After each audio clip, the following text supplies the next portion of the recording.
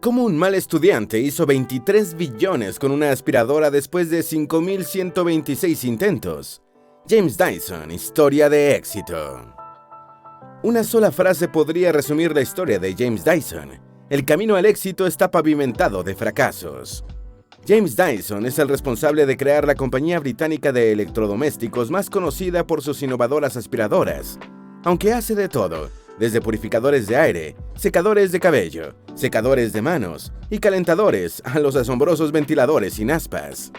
Lo sorprendente de la historia de este multimillonario inventor es cómo logró construir una compañía tan valiosa, a pesar de haber sido un mal estudiante durante su niñez, después de haber recibido numerosos rechazos, de ser despedido de la primera compañía que fundó, de fracasar numerosas veces mientras intentaba dar con un buen invento a la par de que se iba endeudando hasta el cuello y casi termina en bancarrota. Lo cierto es que su camino al éxito fue muy complicado, pero al final los tropiezos valieron la pena. Business Insider estima que el patrimonio neto personal de James Dyson está entre los 10.000 millones y los 29.000 millones de dólares. Es mucho dinero para alguien que solo conocía el fracaso, pero esto no es todo. Su compañía tiene casi 14.000 empleados en todo el mundo. Cerca de 6.000 son ingenieros. Dyson creó un impresionante imperio desde cero. Su mayor recurso fue la persistencia y algunas buenas ideas. Conozcamos su historia. Antes de meternos a fondo, no olvides suscribirte a nuestro canal y activar las notificaciones para mantenerte al día con nuestras actualizaciones.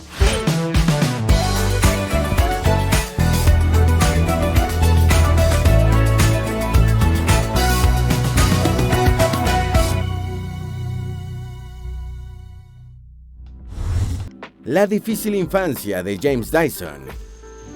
En mayo de 1947 nació en Norfolk, Inglaterra, James Dyson, hijo de Alec y Mary Dyson. Ambos padres les dieron a James y a sus dos hermanos una vida normal y tranquila, hasta que Alec enfermó de cáncer. Murió cuando James apenas tenía 9 años. Este terrible suceso marcó su infancia, y perder a su padre no fue todo lo que complicó su niñez. El internado en el que Alec trabajó dando clases hasta que el cáncer se lo permitió, Gresham School, le ofreció a Mary la oportunidad de inscribir a James totalmente gratis para que recibiera educación. Algo que en sí era bueno para cualquier niño. Sin embargo, que James se fuera a un internado justo después de la muerte de su padre significaba separarse de su madre y de sus hermanos, a quienes seguramente necesitaba más que nunca. En algunas de sus numerosas entrevistas, James lo recordaría así: probablemente fue una cosa bastante dura para un niño de 9 años. Y las cosas tampoco le serían fáciles durante su tiempo en el internado, ya que resultó siendo un pésimo estudiante. Aparentemente, James era tan mal estudiante que el director del internado llegó a decirle a su madre, con preocupación, que no tenía la más mínima idea de qué podría hacer James en el futuro, pero que de alguna manera debía tener un talento. Lo cierto es que había un inconveniente que radicaba en que James sentía un fuerte interés por el arte. Lo prefería antes que las demás prácticas habituales del internado, a las que dejaba en segundo plano. No obstante, James superaría el internado con cierto éxito. La suerte le otorga una gran oportunidad.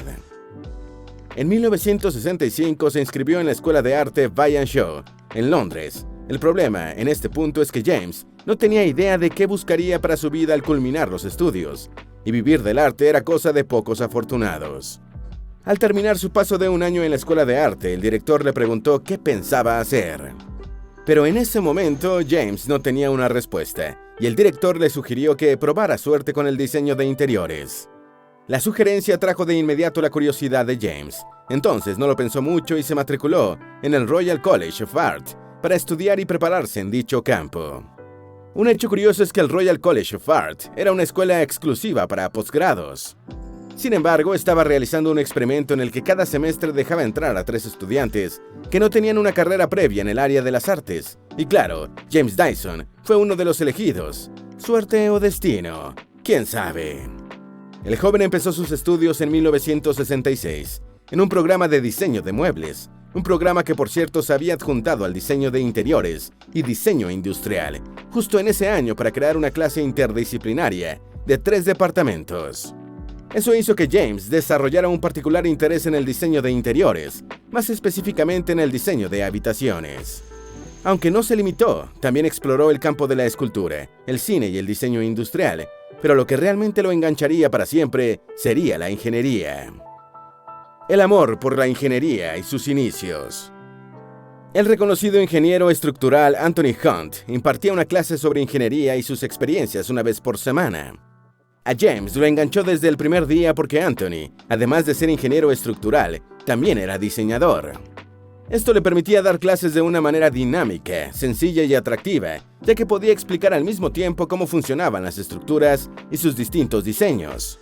Cualquiera como James, sin grandes estudios o conocimientos en la materia, podía entender las clases. Además, Anthony se involucraba mucho con sus estudiantes al indagar sobre sus proyectos individuales e interesándose en ellos, logrando así animarlos a meterse de lleno en la ingeniería. Entonces, James halló más que una posible carrera o un hobby, encontró inspiración. Esto lo llevó a realizar su primer gran diseño. Había escuchado que la directora de teatro, Joan Littlewood, deseaba un nuevo teatro en East Stratford, que pudiera cubrirse con una carpa en los inviernos. Así que realizó el diseño del nuevo teatro infantil. Lo hizo en forma de hongo tras estudiar las obras de arquitectos estadounidenses. Su ahora tutor, Anthony Hunt, colaboró con él en el diseño de los planos. Ambos lograron que los planos fueran aprobados, pero no consiguieron los fondos para construir el teatro. Aunque el gran proyecto no se daría, James conocería a la persona que lo metería de fondo en el mundo de la ingeniería y los inventos. Su paso por Rotork. Una de las personas a las que James contactó en busca de fondos para el teatro fue al fundador de la empresa de diseño y fabricación, Rotork, el inventor británico, Jeremy Fry. Jeremy se negó a dar los fondos para el teatro, pero vio potencial y entusiasmo en James, así que le ofreció trabajos independientes. Uno de los más relevantes fue una lancha de alta velocidad con fines militares que el mismo Jeremy había inventado y quería vender a cualquier país que estuviera dispuesto a pagar. El trabajo de James era crear diseños de prototipos viables para la lancha. Este proceso de elaborar muchos diseños hasta lograr el deseado le enseñó a James la importancia de experimentar las veces que fueran necesarias y a no tener miedo al fracaso. El modelo de la lancha que diseñó James fue construido y llamado Sea Truck. Las ventas del vehículo acuático sumaron más de $500 millones. Con semejante éxito, Jeremy contrató a James en Rotork apenas terminó sus estudios. James tuvo un gran desempeño. Para 1973 ya era ascendido a director de la compañía. Sin embargo, se había dado cuenta de algo en su tiempo allí, y es que no deseaba diseñar lo que otra persona quería, ni que alguien más se quedara con el crédito por construirlo. Eso le molestaba silenciosamente. Él quería tener la libertad de elegir el producto, de controlar el proceso de creación, de ser un inventor que, valga la redundancia, inventa lo que quiere. James comienza a labrar su propio camino al éxito. En 1974 tomó la decisión de dejar Rotork para enfocarse en sus propios proyectos. James ya no quería crear cosas con fines militares, quería hacerlo para la gente ordinaria. Tras tener un percance con una carretilla que se le quedó atascada en suelo blando derramando el cemento que llevaba, nacería su primera innovación. Entendió que podía mejorar el tradicional diseño de las carretillas al ampliar la superficie de la rueda que soportaba el peso. James encontró más oposición que apoyo, pero fue lo suficientemente lejos como para venderles la idea a unos cuantos inversores. Con el dinero que recibió de ellos, fundó su primera compañía, Kirk Dyson. Creó y patentó el nuevo producto al que llamó Ball Barrow. La carretilla fue un gran éxito y rápidamente ganó más del 50% del mercado británico de carretillas. Algo que habría sido enormemente beneficioso para James si los inversores con los que se asoció no se hubieran quedado con la mayor parte del control de la compañía y el dominio de la patente. Él ya no era dueño de su propio invento. Además, tampoco ganaba mucho dinero porque el margen de ganancias no era muy alto. Sin embargo, en la fábrica donde se manufacturaba la carretilla, James encontraría la inspiración para su siguiente reto, el que cambiaría su vida por completo, aunque le tomaría muchísimo tiempo. Un diseño que fue despreciado. Para pintar las carretillas se debía rociarles polvo epoxi, y para limpiar los residuos sobrantes que se dejaba tras cada pintada, utilizaban una aspiradora industrial que tenía una especie de bolsa de residuos, como las aspiradoras de la época, que se obstruía con el polvo epoxi y ralentizaba la producción. Intentaron reemplazarla con un modelo de ciclón, pero el costo resultaba ser muy elevado. James no quiso rendirse. Durante una noche se metió a hurtadillas en un aserradero para tomar medidas y copiar el sistema de la aspiradora ciclónica industrial que utilizaban allí. En un par de días ya había construido una muy similar y la instaló en la fábrica. James aprendió rápidamente el funcionamiento de la aspiradora, y lo más importante es que notó que con este sistema ciclónico, los desechos se separaban de manera más eficiente y la obstrucción era mucho menor que en un sistema tradicional. Casualmente, poco tiempo antes había comprado una aspiradora doméstica Hoover, una publicitada como lo más eficiente del mundo, una eficiencia que James ponía en entredicho porque notó que el poder de succión disminuía tras cada uso. Al principio pensó que se debía a que la bolsa de residuos se estaba llenando, pero después de cambiarla por una nueva, el problema persistió. Inspeccionando mejor, descubrió que esto se debía a que los pequeños poros de la bolsa y el filtro por los que pasaba el aire estaban bloqueados, llenos de partículas de suciedad. Viendo otra oportunidad para innovar, se puso manos a la obra. Construyó su propio sistema de ciclón con cartón, cinta adhesiva y un trozo de manguera. Luego lo instaló a su aspiradora, y para su sorpresa, funcionó. Sin perder el tiempo fue a la compañía con su innovador diseño y lo presentó como el siguiente invento que debían producir. ¿Qué pasó? Lo despidieron. Sí, de Kirk Dyson, su propia compañía. Resulta que los inversores de Kirk Dyson no le tenían mucha estima y estaban absolutamente seguros de que, si existía la posibilidad de diseñar una mejor aspiradora, ya empresas líderes de este mercado como Hoover la habrían fabricado. Este era el final de James en Kirk Dyson, cuando apenas tenía 31 años. 5 años y 5.127 intentos para crear su propia aspiradora. Lo peor no era haber sido despedido de la empresa que creó, sino que James acumulaba deudas, una hipoteca y tenía que mantener a una familia. Esta gran carga habría detenido a casi cualquier persona de ir por la realización de sus sueños, pero no a James Dyson. Comenzó buscando nuevos medios para crear su nueva aspiradora. Su primer intento fue con su antiguo jefe y amigo Jeremy, y afortunadamente fue bien recibido. Juntos establecieron una nueva compañía, Air Power Vacuum Cleaner Company. James inició rápidamente, imaginando que lo lograría en el mediano plazo. Construyó un prototipo tras otro en el cobertizo de su patio trasero. Pero pronto descubriría que no iba a ser ni rápido ni fácil. Debía mejorar partes que ni las grandes compañías se habían atrevido a imaginar. Le tomaría 5 años y 5.127 intentos lograr el prototipo que lo cambiaría todo. Sin embargo, durante ese tiempo, él y su familia se vieron en serios problemas económicos. Su esposa, Deirdre, tuvo que trabajar dando lecciones de arte para cubrir los gastos de la familia. Deirdre fue más que su apoyo clave para James, ya que cuando él pensaba en abandonar el proyecto, ella lo impulsaba a continuar. El resultado final tras los miles de intentos fue su sistema patentado de ciclón dual, como lo llamó James. Comenzando el negocio. El comienzo del negocio no fue fácil. La compañía que había fundado con Jeremy estaba endeudada por el largo proceso de desarrollo y el pago de patentes, por lo que no tenían recursos para la producción. El único camino aparente era licenciar el diseño, y James estaba seguro de que todas las compañías que fabricaban aspiradoras lo querrían. Entonces le cambiaron el nombre a la empresa, Prototypes Ltd., para que se ajustara al nuevo enfoque. Todo estaba listo, sin embargo, James descubría que prácticamente ninguna compañía de aspiradoras querría su diseño. Y es que gran parte de las ganancias del negocio de las aspiradoras no era solo venderlas, era vender las bolsas de desechos de repuesto. Una aspiradora sin bolsa como la de James iba en contra del negocio. Fue James rechazado innumerables veces hasta que nuevamente Jeremy le dio una mano. Rotor compró la licencia y sacó 500 unidades al mercado de la aspiradora que llamó Cyclone. Tuvo buenas reseñas y le sirvieron a James para mejorar el diseño del vacío. El innovador diseño ganó algo de atención y salió en la revista de la aerolínea TWA. Gracias a eso, la compañía estadounidense Amway lo conoció y se puso en contacto con James para adquirir la licencia. Malas jugadas. James viajó a Estados Unidos muy emocionado. Era la oportunidad que estaba esperando y todo parecía estar listo. Solo tenía que firmar el contrato porque Amway ya había visto parte de los detalles técnicos de la patente y los había aprobado. Sin embargo, Amway se echó para atrás a último momento. Para resumir la historia, Amway quiso robarle el diseño a James desde el principio. Fueron quienes demandaron primero y casi ganan por tener más recursos, pero cuando James descubrió que Amway había fabricado su propia aspiradora sin bolsa, sospechosamente muy parecida a la suya, las cosas cambiaron. Ahora era Prototypes quien demandaba. Las batallas legales durarían varios años antes de que James saliera victorioso. mientras las finanzas iban de mal en peor. James hace su suerte. Cuando ya no había de dónde sacar dinero y todo parecía estar llegando a su fin, aparece la salvación desde otro continente.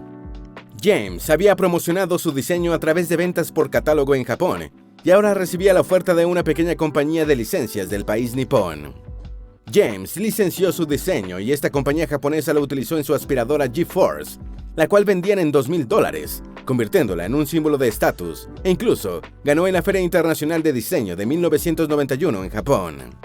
Las ganancias por la licencia salvaron a Prototypes de la bancarrota y le dieron a James otra oportunidad.